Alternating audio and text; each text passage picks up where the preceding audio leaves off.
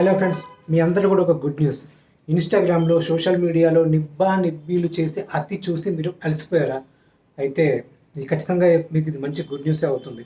ఎందుకంటే త్వరలో మన దేశం వాళ్ళని వాళ్ళ అకౌంట్స్ని వాళ్ళ యాక్టివిటీస్ని వాళ్ళ అకౌంట్స్ని తొందరలోనే మన దేశం బ్యాన్ చేయబోతుంది. ఆ వైపులో అడుగులు పడబోతున్నాయి, ఆల్రెడీ పడ్డాయి.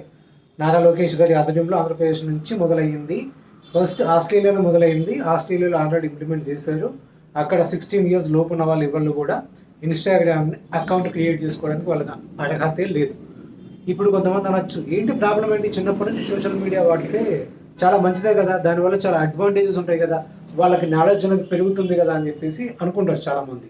కానీ మీకు తెలియదు ఏముంది, మితిమీరిన స్వేచ్ఛ అండర్ ఏజ్లో ఇవ్వడం వల్ల వచ్చే పరిణామాలు ఎలా ఉంటాయని చెప్పేసి అంటే, ఇప్పుడు ఒక టీజర్ వచ్చింది, హుషారు పిట్టలు అని చెప్పేసి ఒక టీజర్ వచ్చింది.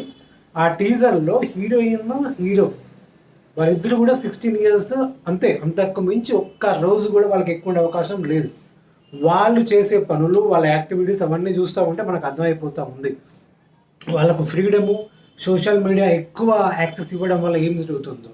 హీరోయిన్ క్యారెక్టర్ ఏంటి, అసలు హీరోయిన్ ఇద్దరు కూడా బ్లూ ఫిలింలు, అంటే ఇప్పుడు పోర్న్ అంటే కొంతమందికి అర్థం కాదేమో అని చెప్పేసి డైరెక్ట్గా బ్లూ ఫిలిం అడిక్ట్స్ వాళ్ళు. అంటే అమ్మాయి అయితే ఓపెన్గా చెప్తా ఉంటుంది, పాపం అతని ముసలైన ఒక టీ బండి దగ్గర ఎక్కడో బాధతో అరుస్తూ ఉంటే, ఇట్లా మార్నింగ్ చేస్తూ ఉంటే పక్కన ఫ్రెండ్తో అంటూ ఉంది ఏమని, సేమ్ ఈ అరుపులు వింటా ఉంటే మనకు ఆ అరుపుల్లాగా ఉన్నాయని చెప్పేసి ఆ పిల్ల చెప్తా ఉంది. ఒక హీరోయిన్ దట్టు అండర్ ఏజ్ అమ్మాయితో అలా మాట్లాడించడం అంటే సాహసం అనేది చెప్పాలి. ఇక అబ్బాయి కూడా అంతే, అమ్మాయి క్యారెక్టర్ ఇలా ఉన్నప్పుడు ఇక అబ్బాయి క్యారెక్టర్ ఇంకా అంతకు మించే చూపిస్తారు కదా.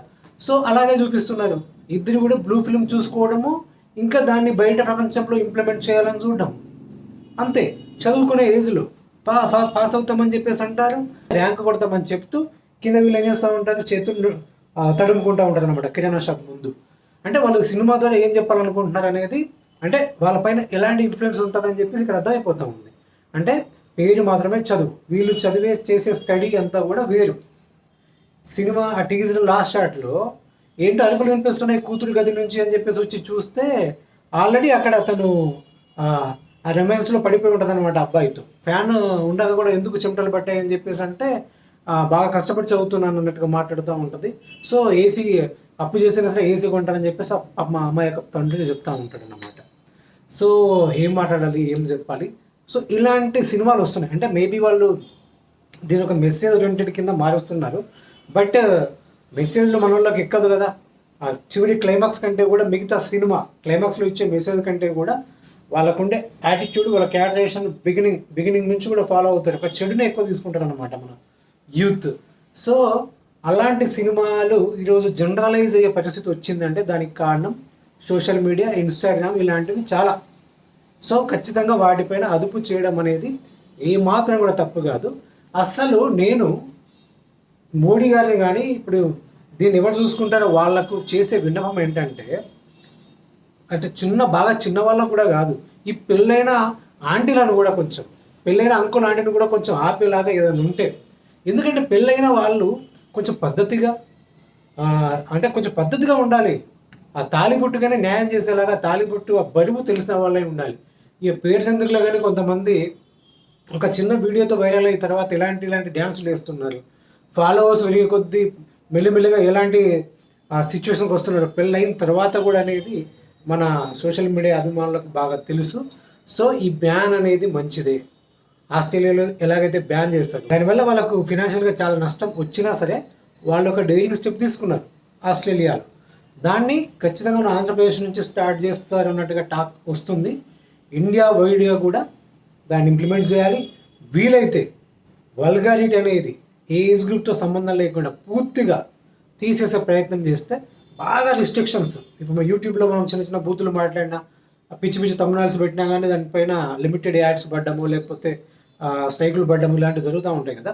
వాటిని ఇంకా కఠినతరం చేసినా పర్వాలేదు. దీన్ని పెట్టి ఇన్స్టాగ్రామ్కి, టెలిగ్రామ్కి కూడా, అసలు ఈ టెలిగ్రామ్ వాడే వాళ్ళంతా కూడా నాకు దాని ఏమంటారు యాంటీ సోషల్ ఎలిమెంట్స్ లాగా కనిపిస్తూ ఉంటారు అన్నమాట.